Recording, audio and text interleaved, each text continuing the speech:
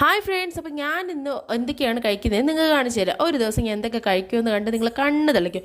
4 ഇഡലി, രാവിലെ തന്നെ 4 ഇഡലിയും കുറച്ച് സാമ്പാറും കൂടെ കൂട്ടി കുഴച്ച് കഴിച്ചു. അതിൻ്റെ കൂടെ തന്നെ കുറച്ച് ചൂട് കോഫിയും കുടിച്ചു. അത് കഴിഞ്ഞപ്പോഴോ ഉച്ച സമയമായി. അപ്പോഴത്തേക്ക് ഞാനൊരു ചട്ടിയിൽ, ഇന്നലത്തെ മീൻ കറിയുള്ള ചട്ടിയിൽ ഇന്നലത്തെ തന്നെ ചോറും ഇട്ട് കുറച്ച് ഉരുളക്കിഴങ്ങ് മെഴുക്ക് പുരട്ടി ചമ്മന്തി സലാഡൊക്കെ ഇട്ട് കുഴച്ച് കുഴച്ച് കുഴച്ച് കുഴച്ച് എൻ്റെ അമ്മയെ ഒരു രക്ഷയുമില്ല.